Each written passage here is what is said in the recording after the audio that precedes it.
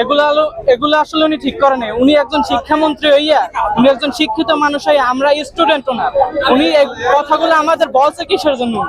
তারপর উনি যে সমস্ত কথাগুলো বলছে, আমরা ফার্মের মুরগি হ্যান ত্যান আরো অনেক কিছু বলছে, এগুলো কিসের জন্য বলছে? আমরা এখন ওনার উনি আমাদের কাছে সবার কাছে উনি মাপ চাইয়ে তারপর উনি পদত্যাগ করবে। পরীক্ষা দিয়েছি আগামীতে এবং সামনে যেগুলো দিব এগুলোর আমাদের যেন সঠিকভাবে মূল্যায়ন করা হয়, খাতাগুলো ভালোভাবে দেখে মূল্যায়ন করা হয়, এটাই আমাদের মেন দাবি। এটা এখন আমাদের আশ্বাস দিয়েছে আমাদেরকে, এখন দেখা যাক তারা কি করে।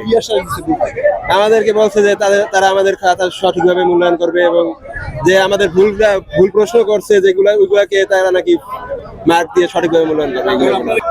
আমার কথা শুনবা না, তোমরা বলবা।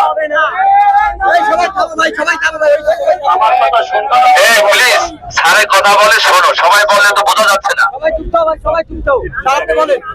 তোমাদের দাবি হওয়া উচিত, তোমাদের উচ্চ মাধ্যমিক পরীক্ষা 2026-এর পরীক্ষা ফলাফল তোমাদের পছন্দসই মন মতো সন্তোষজনক হওয়াটা কিভাবে করা যায়, এইটাই তো দাবি নাকি? তাই তোমরা আবার মিলন মাননীয় মন্ত্রী মহোদয়ের পদত্যাগ চাও, সেটা এখানে আমি পদত্যাগ করাবো? তাই এইসব অহেতুক অযৌক্তিক কথা প্লিজ আমাদের সামনে বলবেন। আমরা সরকারের কর্মকর্তা, আমরা এটা ওভাবে নিতে পারি না। আমরা কি মাদকাসক্ত? প্রশ্ন বুঝো, এই কথাটা এখানে বলো না। প্রশ্ন বুঝে উত্তর দেবা, আমি তো তোর নিষেধ করি নাই।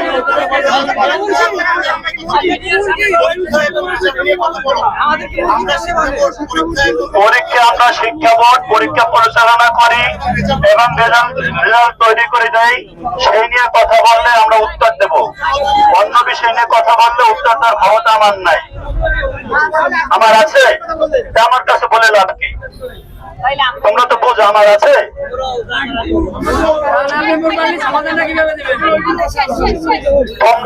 তোমরা এখানে চিল্লাচিল্লি করলে কি পদত্যাগ হয়ে যাবে? ওকে, তোমাদের প্রতি আমাদের নির্দেশনা, তোমরা আমাদের সন্তানের মতো। আর এই শিক্ষা প্রতিষ্ঠান, আরে এই প্রতিষ্ঠানটা চলে তোমাদের অর্থায়নে। তোমাদের অর্থায়নে তোমরা রেজিস্ট্রেশন করো, ফর্ম ফিল আপ করো, সেই অর্থ দিয়ে প্রতিষ্ঠান চলে, আমরা চলি। তোমাদের কল্যাণ সর্বাগ্রে আমরা বিবেচনা করার চেষ্টা করি, করবো ইনশাল্লাহ। তোমাদের যে দাবি যেটা তুলেছ, আমার পক্ষে এই বোর্ডের পক্ষে যতটুকু সম্ভব তোমাদেরকে কথা দিলাম ততটুকু আমরা চেষ্টা করবো। সবশেষ পরিস্থিতি ওরা আজকে দুটো দাবি বড় করে দেখিয়েছে। একটি দাবি হলো ওদের সাথে সংশ্লিষ্ট কর্তৃপক্ষরা একটু মিসবিহেভ করে। আমি ওদেরকে বলেছি, তোমরা যদি কক্ষ নং, কলেজ এবং পরীক্ষার তারিখ জানাতে পারো, আমরা বোর্ড অবশ্যই যথাযথ ব্যবস্থা গ্রহণ করব।